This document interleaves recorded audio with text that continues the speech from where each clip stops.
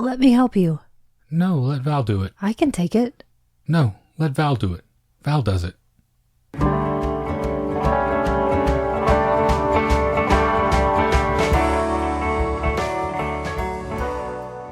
Welcome to the Magic Lantern Podcast, an ongoing informal discussion of the films we love and the things we love about them. I am Erica Long. And I am Cole Rolane. Each episode of the Magic Lantern will be devoted to one film that we alternately select, and we will discuss why it is significant to us. Just a note, whether the film is a classic or a more contemporary title, this will be an in-depth discussion that will include explicit plot details and potential spoilers. We are at episode 106 this time around, which is back to Erica's choice. What are we talking about today? I chose The Second Mother, or Que Horas Ela Volta, translated from the Portuguese to When Is She Coming Back, from 2015. Written and directed by Ana Moulert, with Regina Casé, Michel Jousas, Camila Mardila, Corina Tellis, and Lorenzo Mutarelli. The estranged daughter of a nanny who works for an affluent family comes back into her life to take a university entrance exam. So are you ready to jump into this film that we loved when we first saw it? Absolutely, and the second time for that matter. We're introduced right away to Val, who we will learn just does not have a swimsuit. She's taking care of young Fabino, who is delightedly splashing in the pool.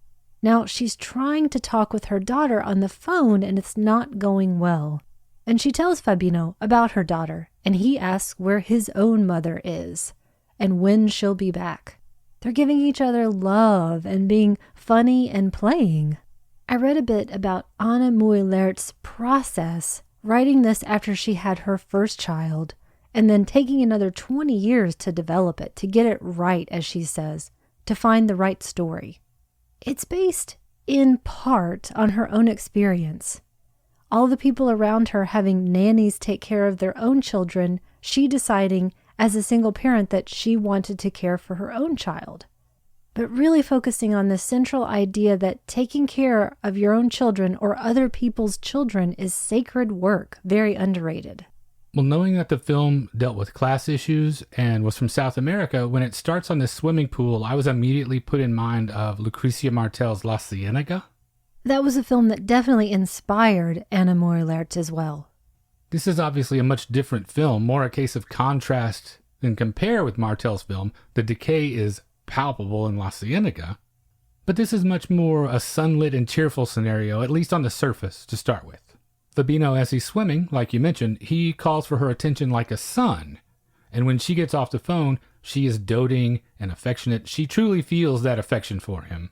But there's more to it than that. You get that distinct feeling that this phone call has engendered the wave of devotion in her, and that energy has to go somewhere. It needs an outlet, and so young Fabino obviously reaps the benefit of that too. There's a great thing that happens in moving from this opening scene to the next that I have to admit that I missed the first time. In the next scene, she's scolding an older boy, also like a mother. Somehow, I initially missed that this is Fabino, now grown, and it's such a subtle, unremarkable shift from the first scene to the second that when I caught it, it hit me like a thunderbolt how perfectly that this conveys how 10 years can be gone in the blink of an eye. Once I grasped that, it was really easy to imagine the bond that had developed over a decade of being a nanny to this boy, augmented by that transfer of affection that we got a hint of after that opening phone call. It's definitely not spelled out to us, which I really appreciate. It does allow for a bit of sense of ephemera. Now, Fabino is grown, and Val is clearly doing everything all the time. She's aware, and so are we, that this is not her house. She's on duty at all times. It's not her family, but the lines are really blurred. He functions like a surrogate son for her, or her a surrogate mother for him. He confides in her about a girl. He calls her by her first name, but you see little things like how she kisses him on the forehead, how she chides him but enables him. To see to the well-being of a young charge, to do the basic job, those things aren't necessary, so we're already crossing boundaries. And she's really answering all of their needs, including the patriarch kind of by degrees, Dr. Carlos. I really like those fun moments of seeing her still using some of their things when she's alone. But it's very surreptitious and very gentle. It just makes me smile, though. And I know there's a moment that you love here, too, when she takes a moment for herself and the son. And she deserves that moment because she has a lot of hardships, it seems like. Even with her co-workers, she's always reminded of her station, the situation with her daughter, whom she's been estranged from, and as surrogate mother to this boy. It's clear that she takes care of everyone, even this loose family of domestic workers. And I know this is a really motherly question to ask. Who takes care of her? And you're right, there's that touching and telling moment that I really love right away. She's left alone for a brief moment, and she steals just a second to lean against the wall and tilt her head back to let the sun shine on her face, but even that is done while she is on her feet. And even after all of these years, it's still Doña Barbara, yes ma'am, to Barbara, who is the mother, the matriarch. There is some parenting going on here. Barbara and Carlos confront Fabino over a joint that they find, but Val still just waits on the other side of the door just in case. She's always out of eyesight, even if there's no door, never drawing attention to herself. And I love that one of the original working titles was the kitchen door for this. Yeah, the way the action is framed is brilliant. As an example, we're often in the kitchen with Val, anxiously occupying her workspace while the family's life takes place in the next room, but a world away. She has to be ever attentive. She's aware of them always, and that's not a two-way street. We see her perched beside a door, listening, waiting, in case she's called upon, and we see them oblivious to her, except when they need something done that they could easily also do for themselves. I'm thinking of this role that she fills for Fabino and he for her, which is really just giving demonstrable love to each other. She calls Fabino her little boy at one point, which makes me wonder, did you have a second family? Not like this, not in this way. I did have a woman that functioned very much like this for me, but it was actually my maternal grandmother. Both of my parents were working, and so she took care of me all the time. And she's the one that got me started on the cinema kick because she would take me to the movies all the time. That was one of our most favorite things to do.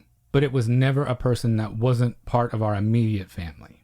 I've got a story about my grandmother a little bit later, Okay. but I really did and do have a second family because my father worked in trucking and my mother decided to go back to college when I was in elementary school.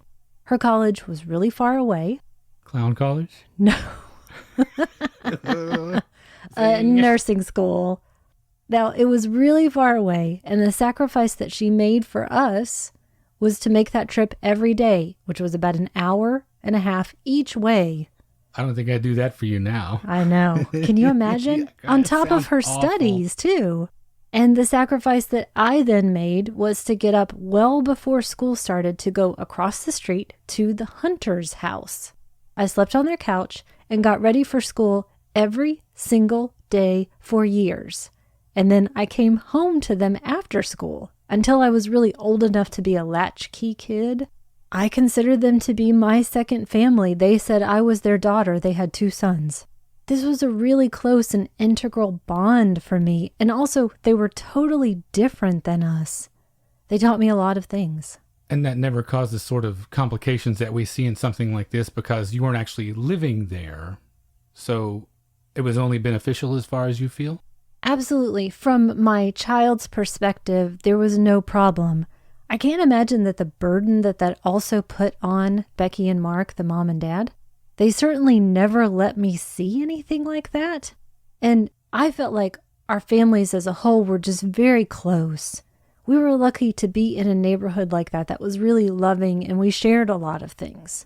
I hope this is correct, that there wasn't any sort of issue with other people's idea of parenting or how we were disciplined, respectively. Well, can you imagine having Regina Casé as your across-the-street neighbor? How wonderful that would be. I know she's mostly known as a comic actress, and you can see that, but she's so funny and warm. It seems like she's everyone's grandmother. I believe even the director said she's basically Brazil's Oprah. It really just makes me happy to see the things that make her happy. The way that her exuberance manifests itself in her character, though, I could see how, for her daughter, that it could be a bit overboard. When we first get to meet Val and see her in her room, the implication of her situation is just unmistakable. After a quick establishing shot so that we understand that these are her quarters, the camera moves outside of the room to view her while she is on the phone. And from this vantage point, she's in a metaphorical prison. We are viewing her literally through the bars over the windows. The camera could be anywhere, but Moillert puts it right there. She clearly does not have the same comfort as the rest of the house, down to just having a fan with no reprieve from the mosquitoes. And she gets that important call. This is the big deal. Jessica, her daughter, is coming to Sao Paulo for university. But this major life issue is not so much for Barbara. Val's trying to talk to her to explain it, but really all that matters is her getting back early on Monday. My favorite detail here, what we learn about Barbara most tellingly, she wipes off Val's scent when Val is out of eyesight. It's really tempting to say that Barbara is just awful, rotten to the core. I've struggled with it because I don't want it to seem like it's one of those things where she's obviously powerful, she has some influence. Maybe she doesn't have as much time for her family, but I don't want it to seem like I'm trying to come down on the woman who wants to have it all. It's not that at all. Absolutely. It's down to character, and I think mostly she's just a narcissist. Well, the first part of the film, it sets up the rhythms of the household, and it's the kind of place where the whole family is often on their phones at the dinner table, not talking to one another. Barbara, the wife/mother, she's obviously the engine of the household, maybe not as concerned with everyone else as she could be. A narcissist, she's very selfish, it seems like. And her birthday is coming up. Val buys her this gift, which is dismissed. The particulars of this gift are interesting to me. It's a coffee service set in an alternating pattern of black and white squares occupied by similarly colored cups, coordinated. I don't know if it was chosen for this reason or not, but I think it's perfect because it puts me in mind of a chessboard, and it's simultaneously a gift and an opening gambit. I think that's a great point, and I hadn't thought of that. I think of it as budget for Val, modern. Something that she would think that Barbara would really like. Something she would want for herself. It makes me think of, obviously, the black and white, but also a kitchen tiled floor. It's about this point in the film where I finally realized what also hadn't occurred to me on the first viewing, that Val is frequently shot from behind, or she's in the edge of the frame, off to the side, not centered, sometimes not even in focus. And that's credited all to Barbara Alvarez, the cinematographer. She was also the cinematographer for Lucrecia Martel's The Headless Woman, which I know you really like. And Anna Moillert was talking about one of those inspirations, why she wanted to work with Barbara Alvarez based on one of her previous films. That's El Custodio. And in the film, you hear this minister, which would be a government minister, mentioned many times, but you never see this person. The minister goes inside the house in a certain room, and they close the door in your face. And I think we can really see that inspiration here, that we're put out of the frame anytime any other action is happening. So, knowing that, seeing that, it makes perfect sense that Val has to work so hard to insinuate herself into the conversation when it becomes important for her to do so. This opening gambit I talked about, she's looking for an opening to ask this question about getting permission for her daughter to stay for a little while. And there are so many obstacles and distractions that it doesn't go as smoothly as planned. In fact, it takes a couple of tries. Of course, it's no problem because, as Barbara says, you're almost family. Already, multiple instances of Barbara telling us exactly who she is. Throughout the film, she will never miss an opportunity to engage in this kind of cruel specificity. In her defense, it is true, she's not family. She's almost family. It's not a lie, but does it need to be said? Or said that way? The return gambit, that constant positioning of this is who you are. And we learn a little bit more about Val's background in that sequence too. In that very lopsided way of sharing, Val has to rush through this. She had some problems with Jessica's father, and Val basically got blamed for those problems. But Val takes this treatment from Barbara, and specifically in this case because she doesn't want to blow this. Her daughter approached her, which is unprecedented in their relationship, I get the feeling. She will do whatever it takes to make this work. It's that detail of the single motherhood and the strife within that also resonates with me. We talked about grandmothers a moment ago, and my grandmother Evelyn, whom I always just called Evelyn, she was divorced from my mother's father when my mother was still an infant. She went to live with her people, essentially, and they all raised my mother and my aunt, because Evelyn went to work as a seamstress and did that for the next several decades. And this was a working single mother in the 1950s. We had a really close relationship when I was a kid, Evelyn and I, and my mother told me many times during that period that Evelyn did things with me that she would never have done with her. I think it was difficult for my mother to watch that close relationship. So maybe as much as we refer to Barbara as selfish or a narcissist, you maybe can understand that feeling of, why is my child behaving this way with what I consider to be a stranger or the help?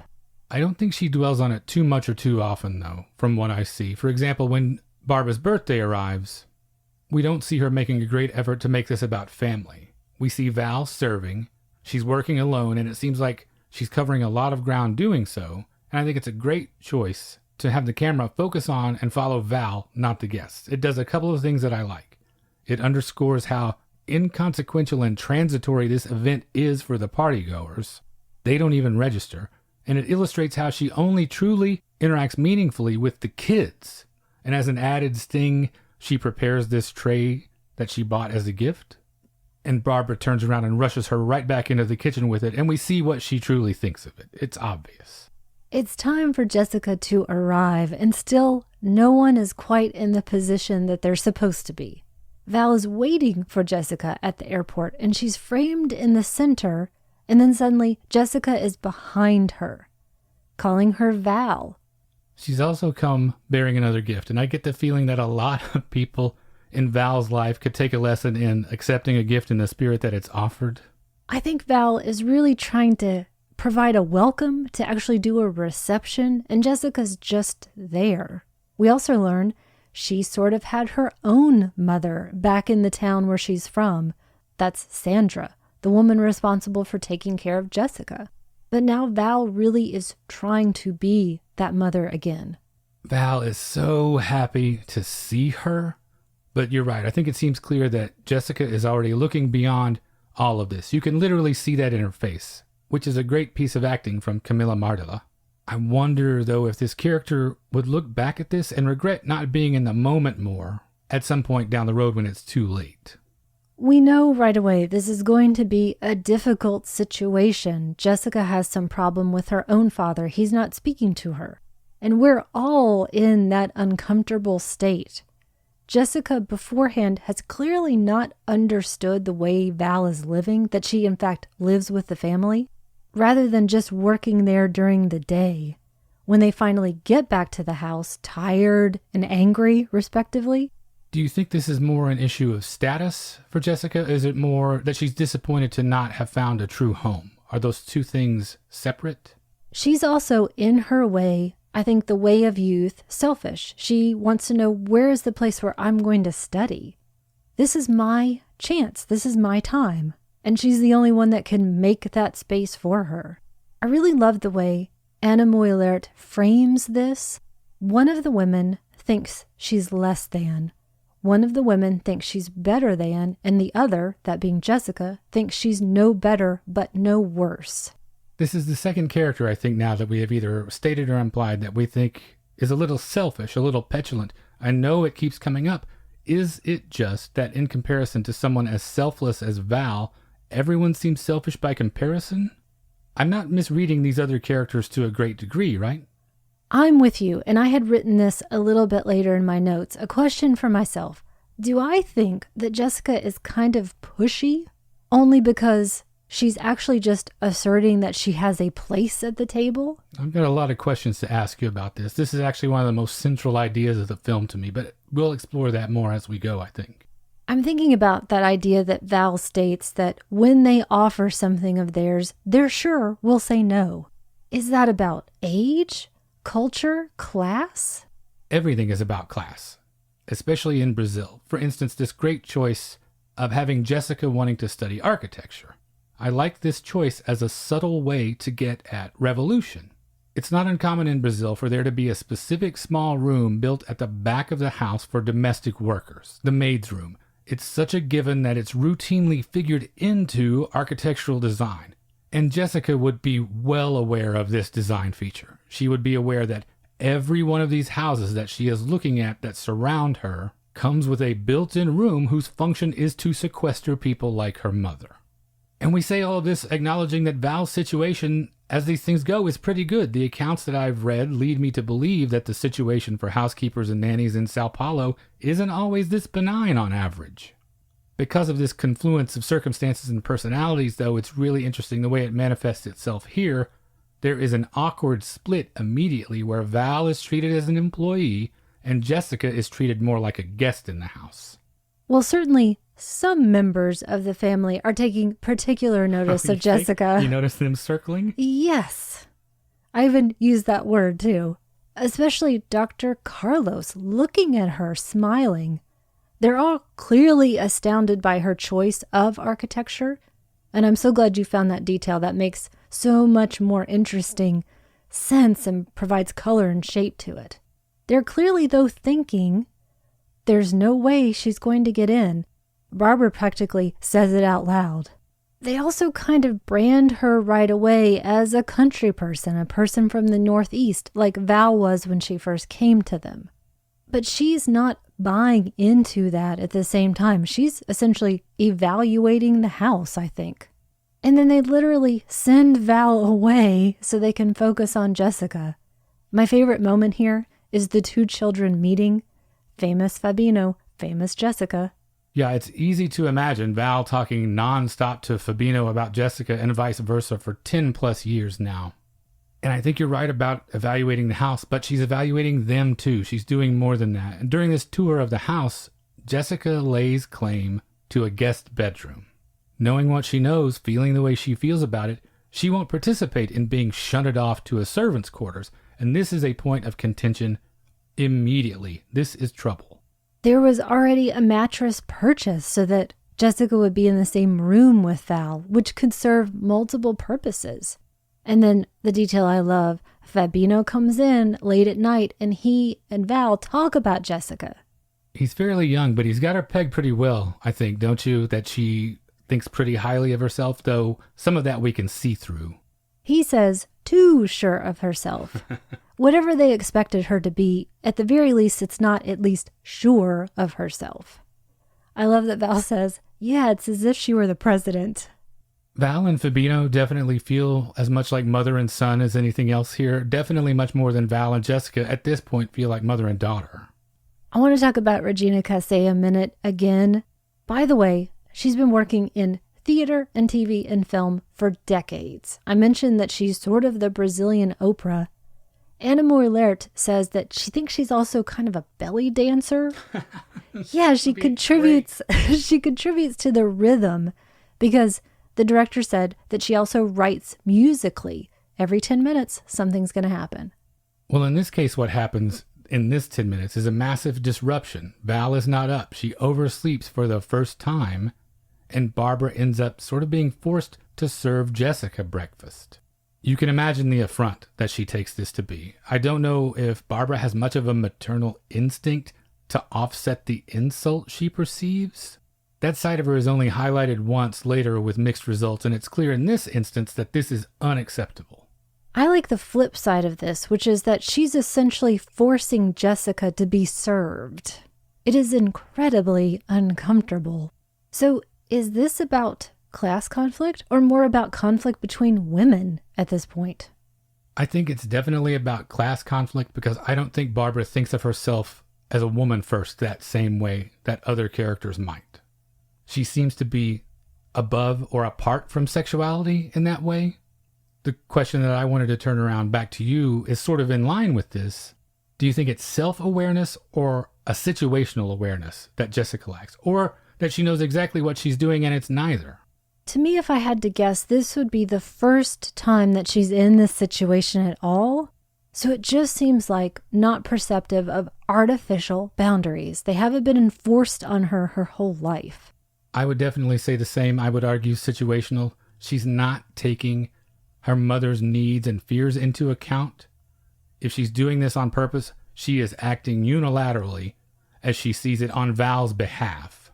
And I think the one thing that she says that really reinforces this position, my understanding of this, I'm going to study in my room. Whose room? You've been here less than 24 hours. There is an obliviousness, and you referred to it earlier, that comes with trying to enact your own private revolution in this youthful way. I can't blame her. I think it's a noble aim to knock down these class barriers instead of perpetuating it by playing by these established rules, both spoken and unspoken. But of course, it's easy for me and her to say because she and I won't be the one that directly suffers. And speaking of obliviousness, Barbara's not aware that her husband is extremely aware of this young woman. I love this additional conflict. This man who wants more. He starts immediately by sharing his art with Jessica. And I think this art is beautiful, by the way, and it shows up all over the house. He's obviously very talented if he applies himself to anything. I would buy one of these in a heartbeat. But the way it's hung and the way that it recedes into the background and the rooms that you see it in, it's like he's a ghost in his own house and his art is just an unappreciated extension of that. What we're not talking about is his role as a father here. It's more about his role as a man, even less so a husband. I think his primary function here in this whole thing is just to make murky waters murkier. It's no accident that he has been induced to come out of his room in the daylight hours for the first time, for instance. Now, I had decided right away, I did not share this with you. I was going to just completely set aside the idea or the question or the theme that men in this film are not asked the same questions as the women are. And he still has a fascinating part to play. He doesn't have anything to do in his life. In an American film, that might be reserved for the female role. It just gives him no purpose here for his own life. He's not supported by his wife. He has inherited money. He sleeps a lot. And he doesn't paint anymore. He's just this benevolent but distant presence in his son's life. Well, she is inspiring feelings in him that I think have been dormant for a long, long time. And you can see it. She's regarding the paintings. He's regarding her the whole time. He's very unhappy, except I think with Fabino, and I think this may be where we differ a little bit. I think he loves and understands his son because I think they are very alike. I think they are very closely connected. We don't see it a lot, but for instance, later on in the film, when Fabino fails an exam, it's Carlos that gets close to him and offers a consoling presence. You can really feel their connection and the encouragement. It's genuine. But you're right, he sees himself as footing the bill for all of this. And I don't know that there's necessarily resentment. There's a little. You get a little bit of that. But he's reaping no personal reward, that's for sure. Everyone dances and I'm the DJ. It's such a bourgeois attitude. It seems like he's been so removed from his own personal feelings for such a long time that when they come out in regards to Jessica, it's like a volcano, a quiet one, an incredibly uncomfortable and awkward volcano, but just waiting to pour out and be expressed. And that ball is already rolling. Carlos invites Jessica to have lunch with him, and Val is a nervous wreck at the prospect of this, and her friend and co-worker Edna knows how bad this is. This is a potential disaster. And when dessert comes and Jessica asks for something sweet, they cross the Rubicon when Carlos offers her Fabino's ice cream. Later, he takes her around looking at buildings, and there is this hug that lasts just a little or maybe a lot too long, depending on how you feel about it. Fortunately for her, he gets a call that Barbara has had an accident, and fortunately for everyone else, it's not too serious. It's just going to get more uncomfortable and more untenable on all fronts. Barbara is recuperating. She's at home in a sling, wanting sympathy and love from her husband and son. Meanwhile, Jessica, who has been told that the pool is off limits, basically gets tossed into it by the boys. Another crossing the Rubicon, and I think Barbara does that crossing as well. After a bit, not drawing attention to it, she has the pool essentially drained. Here's where we differ again. I think she very definitely calls attention to it. I think everyone is acting out in all sorts of directions here. Val warns Jessica not to use that pool, and she transgresses almost immediately. There's already stress in the house without exacerbating it this way. The guest room was a violation to begin with. But this pool, I think, is a much more potent symbol. This is luxury. This is a social signifier. And you're right, the implication is that Jessica made the pool dirty and unusable. Class issues are reaching a boiling point. Barbara says she saw a rat in there, and we know exactly what she is trying to say. Now, speaking of the pool, Anna Moylert was asked, does she have her own version of the swimming pool, the place she can't go, the thing that's forbidden to her? And she said, it's basically machismo, when men won't look her in the eye, which she said happens a lot. So I'm wondering, do you have a symbolic pool? I'm going to answer that in two ways. And the first part really is just the voice of privilege. Not one comes to mind right away. It's the same for me. And also, I just live in this perpetual Groucho Marx state of I wouldn't want to join a club that would want to have me as a member anyway. Maybe that's a reflexive self-defense thing, so I don't have to feel restricted from doing what I want to do. But it honestly doesn't occur to me very often, if at all. I would have assumed that would be your answer. I don't think you walk around feeling like there are barriers imposed upon you. The last time I can remember that feeling was you must be this tall to ride this ride, and I swore to God I would never have that feeling again. Let's talk a little bit about Brazilian society while I'm thinking about it. Because it's a pretty rigid structure, right? Somewhat much more regulated and regimented than we think of it here. Especially in the cities, these class distinctions are extremely visible. The most commonly referenced hierarchy designates 5 social classes, A through E, from highest to lowest, and that's mainly sorted by a household's gross monthly income.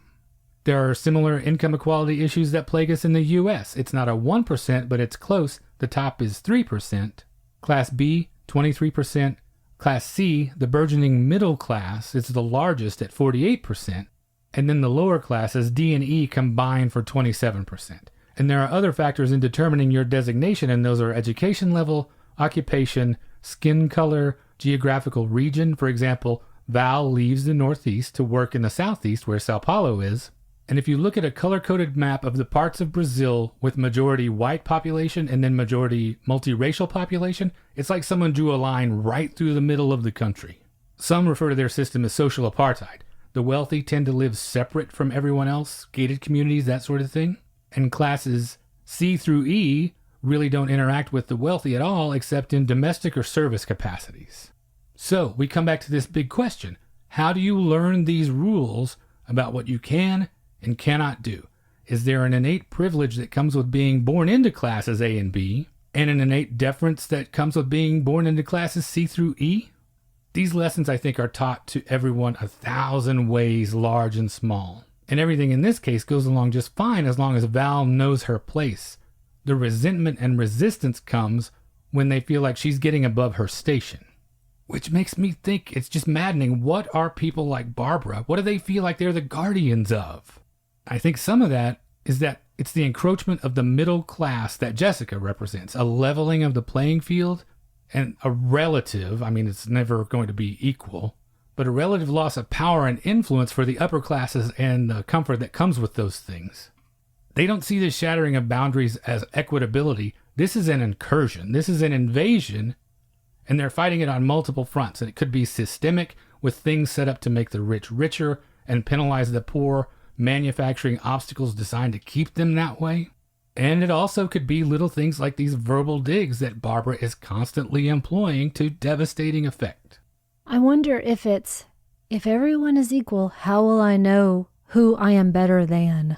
Yeah, Brazil, much like us, could do a lot with the lesson of you only look in your neighbor's bowl to make sure they have enough to eat. Well, that world was changing, made possible for Jessica to do what she's going to do, try to go to university. Val's friend has found a place for them, and Jessica is finally going to move out. No fanfare from Barbara, but money from Carlos. Unfortunately, though, there's a problem with the place. Maybe there was an issue with a deposit or dibs or a bribe, but it's just fallen through, and they have to return back to the house.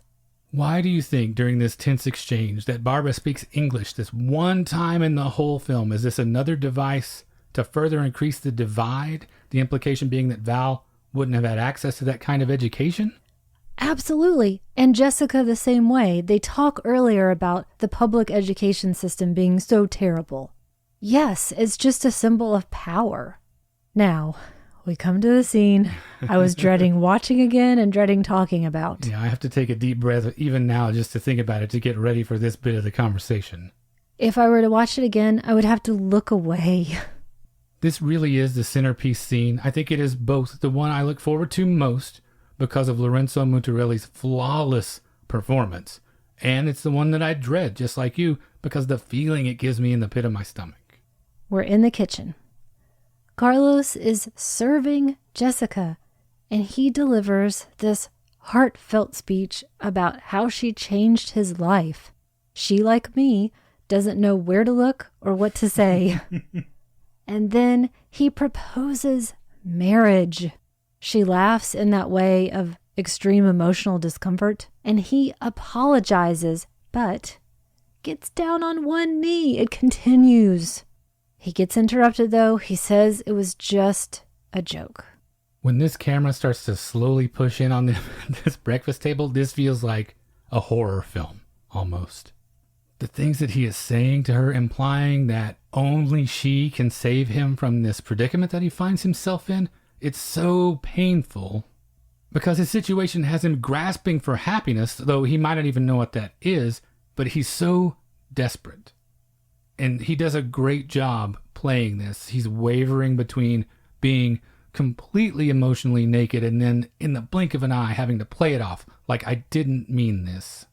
But that moment, my hairs just stood up on my arms when I talk about it, when it just completely overtakes him and he falls to his knees on the floor. I start to cry. I'm thinking about it right now. I'm about to. It's like a dagger in my heart. It is so hard to watch. If I was a writer and I only ever wrote one scene, this scene in my whole career, no matter what else I did, I could be proud of my entire body of work. This is a top 10 all-time scene for me. I find it that powerful. I think about it all the time. I'm plagued by it. Sometimes it feels like. Do you think that this is a watershed moment for her as much as it is for me? Gosh, I don't think so at the end of the day. I'm going to say her youth and the completely different trajectory that she's on, we're going to learn even more about that here in a few moments, means that I don't think it has the same import for her. I think that she's not going to forget it, but I don't think she'll continue to dwell on it.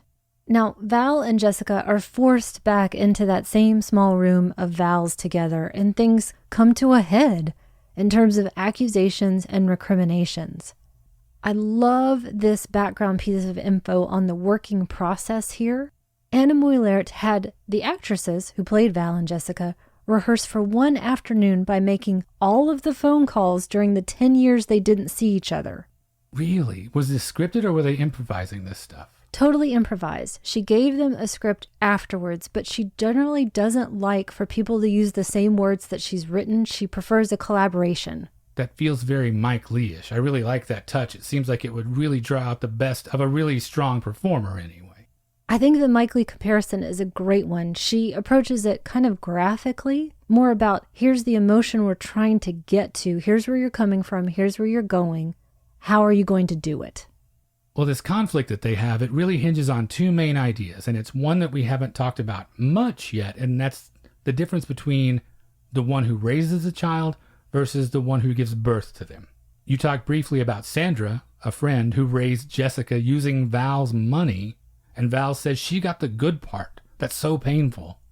And that happened on a track that ran parallel to Val raising Fabino. So do we, by extension, assume that the bond between Sandra and Jessica is similarly loving and strong? I would say yes. And if Val thought about it for another moment, she would also know that neither of those things are the easy part. She didn't have the easy part in raising Fabino, giving and receiving love. That's still never easy. Who knows if he'll think about her in the same way 10 years later. So none of it is ever easy. And I love that we have different mothers here, multiple mothers, even in the same person. The second crucial idea in the scene, I think it comes back to class again. And it's that distinction that you pointed out earlier. Jessica doesn't think she's better than everyone. She just doesn't think she's worse. She's not a second-class citizen and won't be treated that way. And in the last 2 decades in Brazil, there really has been a growing change in these class designations. Jessica is more emblematic of an emerging class that's more upwardly mobile. They have more power as consumers. Val, I think, prior to Jessica's arrival at least, maybe dreamt of that, but could see no clear path to achieve it. The family that she works for certainly don't take those ambitions of hers seriously. And you do well to point out how she's framed. She's constantly constrained by doorways, content to be confined in small spaces, piling up her possessions all around her. Literally behind bars in that scene that I mentioned earlier. That is not mobility. I think I've got a good link that I'm going to share in the show post, and it speaks a bit more about this very specific idea of Brazilian citizenship, which is something that the director and writer wanted to speak to. It's not something I can totally wrap my head around. It's complicated, but at least in days past, depending on your social class, you might have no identification, no birth certificate, and then therefore no access to any part of the social safety net. It seems like that there are a lot of these social systems and institutions that might be hard to navigate without someone to guide you through it, without help. And so we have a scene where Carlos surprises Jessica with a trip to FAU, to the architectural school that she's interested in attending. He's still doing these little things for her, though his advances were refused. Do you feel like this is to engender some sense of obligation in her? And if she continues to accept help from him after this point, does he take unrealistic encouragement from it? I think it's on purpose that he brings Fabinho along, and I think that gesture, along with giving some money, is more for him to be able to say, I'm still doing dad things. I can at least compartmentalize that, even if just in my own head, that I'm still staying within this boundary. I still think it's kind of 50-50. I think it's definitely some of that, but we also see him basically take to his bed. He's more depressed than ever. So this has deeply affected him. But for now, in her case, I think she'll press on, accepting these things that he gives her at face value, because what else should she or can she do? I don't think in any way that she's intent on taking advantage of his feelings for her. That's not something she wants any part of, clearly. Jessica is a habitual line stepper, but not in a manipulative or mercenary way like that. In her case, everything she does is motivated by a sense of justice, not in pursuit of personal gain somehow. I'm not sure that I think of her in quite those terms, or it being so strident almost. I think of it just simply as, if someone offers, of course I'll take it, because I'm not assuming that they think I'm going to say no. I think she has just a tiny bit more of a political agenda than that. Okay. And I really see it in terms of things like she's smart, and she does know how to play some things. For instance, she adheres to the social order when it emphasizes what benefits her larger agenda. I'm thinking specifically of her education and this tiny but still perceptible undercurrent of, you didn't think I could do it, you didn't think I could succeed in the system you built, yet here I am. I do think that's a great point, yeah. But I don't see her doing it the rest of the time. It's minimal, it's very small, but I think a tiny part of that is in there somewhere. Now back to the household, we have reached what I think is our final point of no return between Barbara and Val.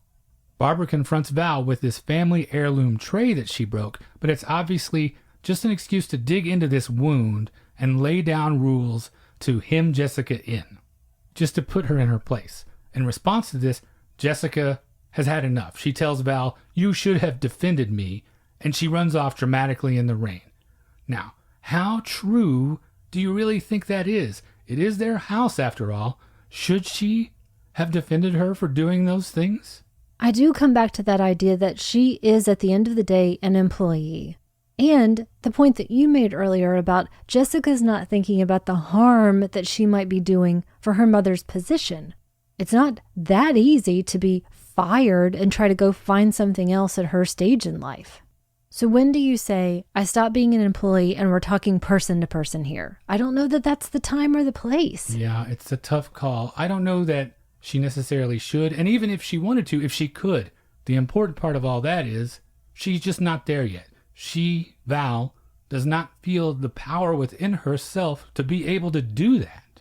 We're about to have some great moments here. And this next scene, I think, is one of the funniest in terms of Val doing her job and actually being present, but not having other people notice how much disdain she has for them right now. She has clearly had a long night after this big blow up. She's in dark glasses. She can't wait for them to leave. It's so funny. She's basically giving them the finger behind their back, and they completely don't notice.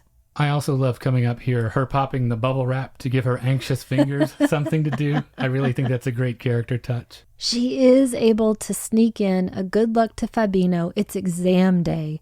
She had to just shout the good luck to Jessica. And then there's a very important development here. She finds a tiny picture of a baby in Jessica's room. Yeah, this is a potential bombshell. This is a huge development. First, though, we have the exam results. And Val is not allowed to take part in that with Fabino.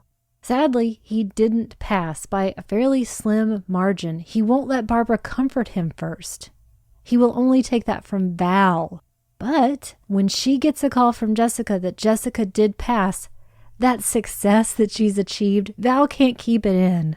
Then he goes to his mother, and they undercut Jessica's accomplishment. We mentioned earlier that Barbara doesn't often demonstrate much maternal tenderness, and Fabino really puts a point on it. Val thinks I'm smart, you think I'm dumb. That is huge. And I know some of it can be written off to emotional teenager, just had a huge setback, but that's something that he carries around with him all the time, I think. Meanwhile, you're right, Jessica has passed the exam with flying colors. And we're at this point, I think, that really drives home that disconnect that's left when who you give birth to and who you raise is such a confused and convoluted journey. Val has no one to tell about her maternal pride in her daughter, and Fabino can't truly help her celebrate because he has got his own failure to work through right now. And ultimately, Barbara doesn't return the affection when Fabino finally capitulates and tries to engage that way with her. It is a complicated mess that leaves everyone in this emotional limbo, unable to mine these moments of connection that should be in a situation like this. And this other great moment here, Val gets in the pool, even with no swimsuit, and she calls Jessica from it, but not too loudly. You should clarify. That sounds a little like you're implying she was naked. Sorry. No, she went in her work clothes. There's only about 2 feet of water in the pool because it's still been drained. So she rolls up her pants and sticks her feet in the water. But it's still a revolutionary act on her part. And she's so delighted with herself and delighted with Jessica. Yeah, Jessica's success is what has really emboldened her to do this, I feel like. This scene really hit me a lot harder the second time we watched it. I was way more emotional this time for whatever reason, and I really love that she is celebrating her daughter this way. It's the most fitting tribute that she can come up with. She's so happy and proud, and she's bragging about being in the pool. And the thing that I really took away from that moment this time, I had absolutely zero fear for her now at this point. I felt like in that moment, nothing could hurt her, which was a fantastic thing to feel for her. Meanwhile, though, I don't have the same feeling about Dr. Carlos. He has taken to his bed, like I said. He's depressed. He's fundamentally a weak person. He may be outwardly gentle, but I think it's a gentleness born of never having to struggle against or for anything in his whole life. There's an entitlement that's built into everything that he does that is distasteful to me, to say the least. It's nice to see that he's struggling with that. It's easy to see that it's left him unfulfilled and that he's floundering, so I have some sympathy for that. But a strong man, a strong person, would go about rectifying that some other way, not by subtly and lazily facilitating this 21st century extension of colonialism. It doesn't help that Fabino is going to Australia for 6 months, and it will be just him and Barbara in the house alone together. I'm sure he cannot be looking forward to that. Jessica's got a new place, and Val comes over. Jessica won't speak to her, except to say how much I suffered because of you. And we realize those 10 years of it being so hard for both of them. And finally it comes out. That picture is of George, her son, whom she left behind.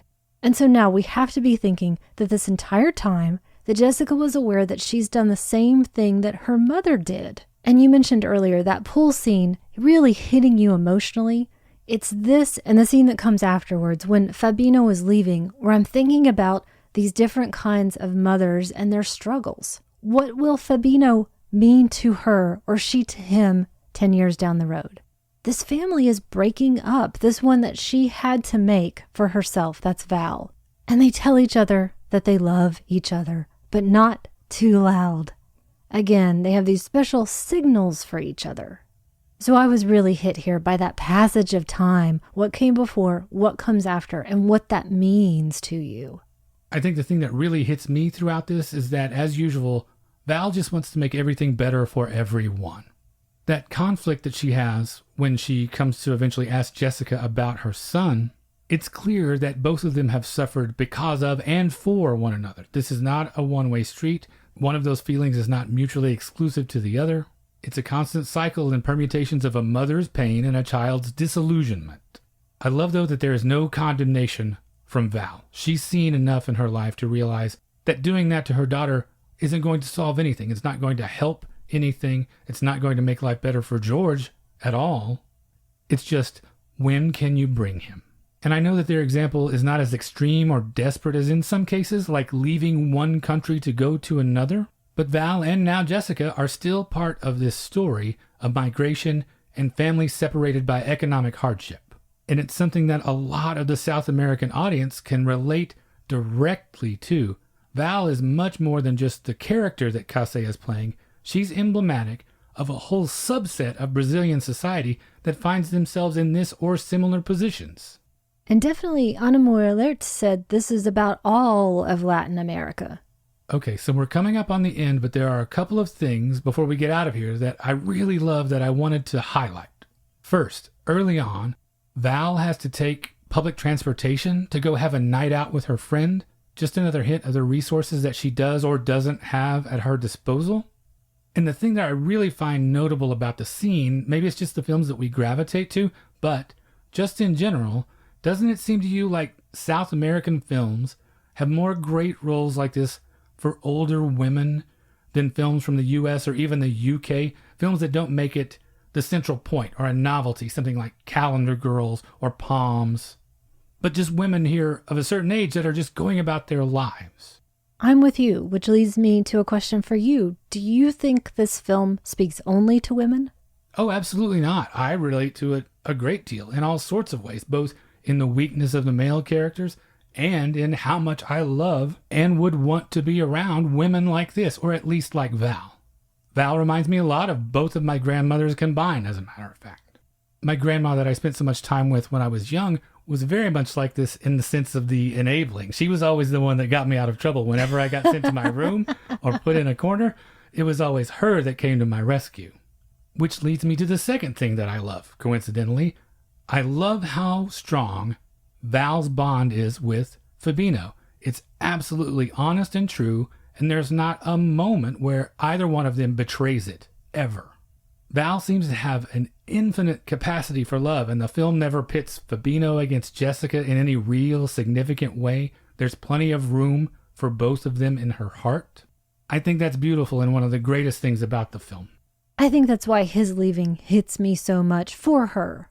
And as we head towards that ending, she's ready, Val is ready to make this action affirmative. I want to quit.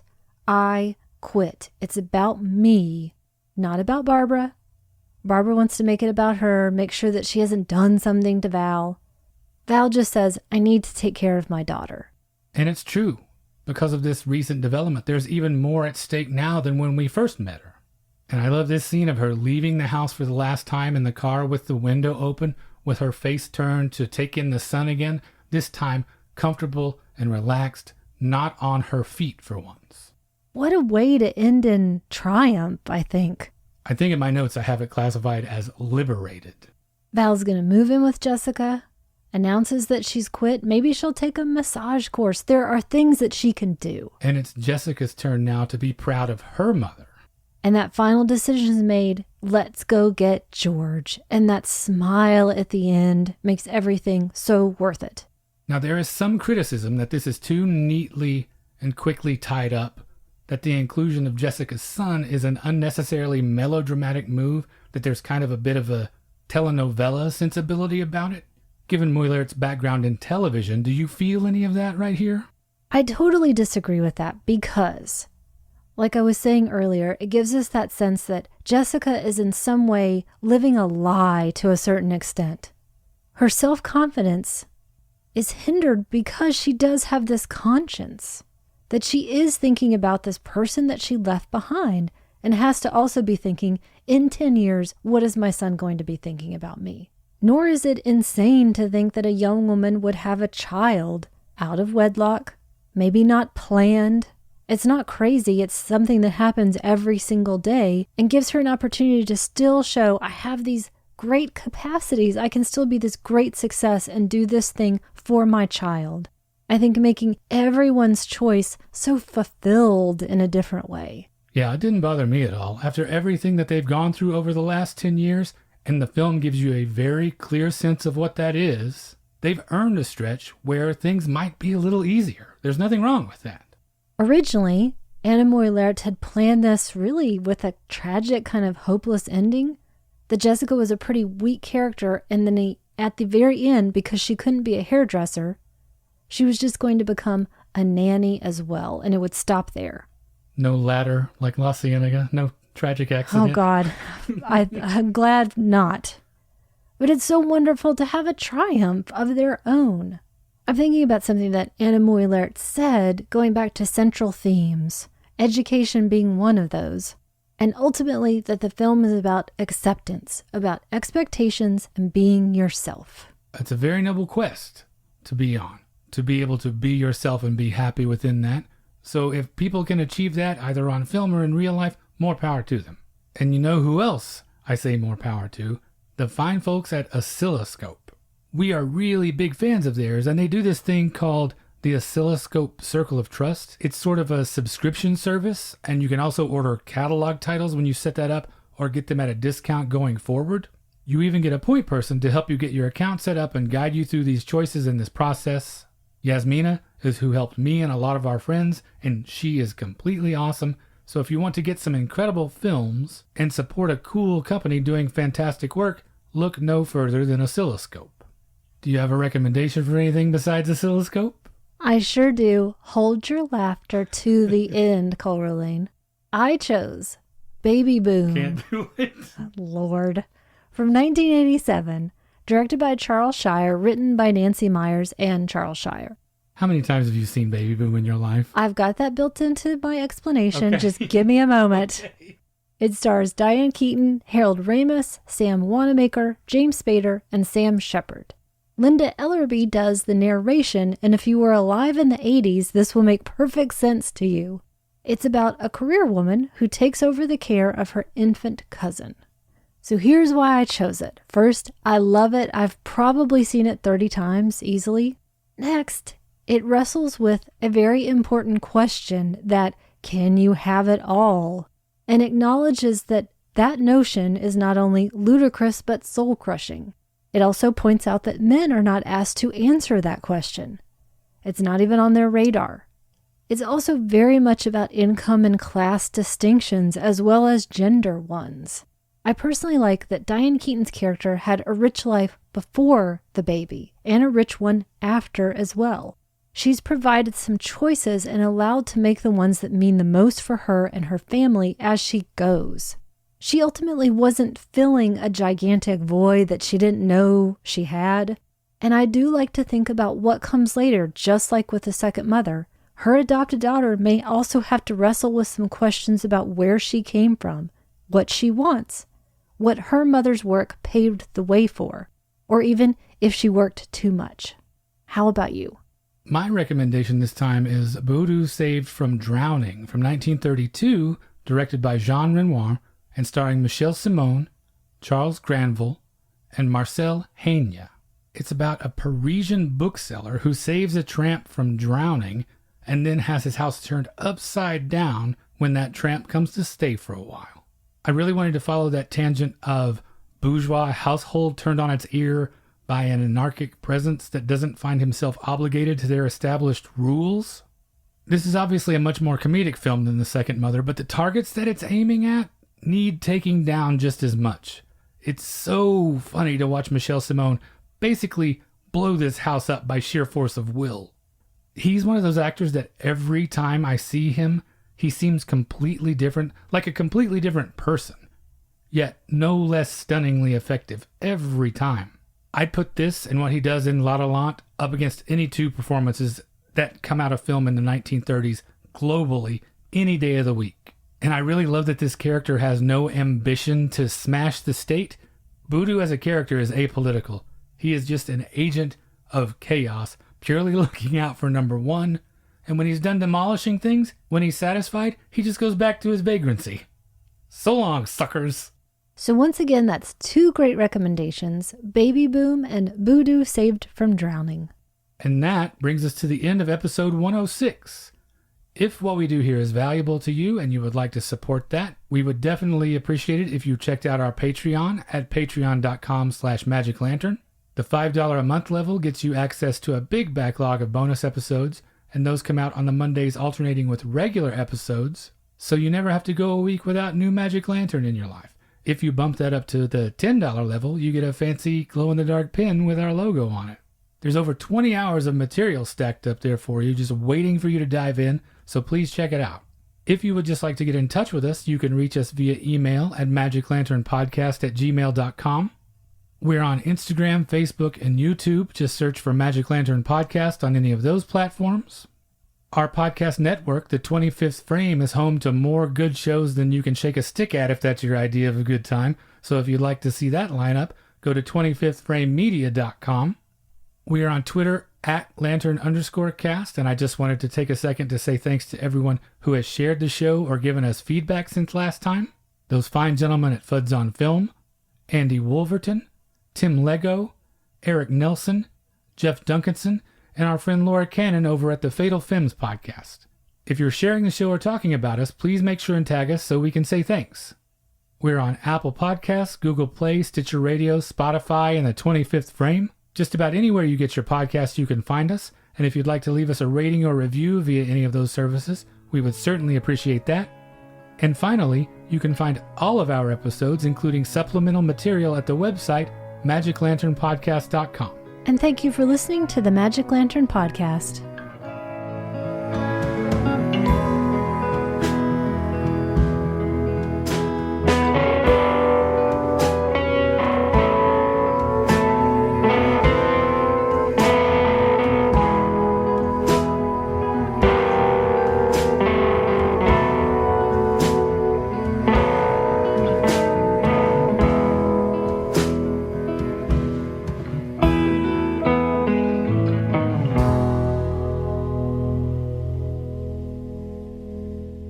The 25th Frame, a listener-supported network celebrating film and culture worldwide.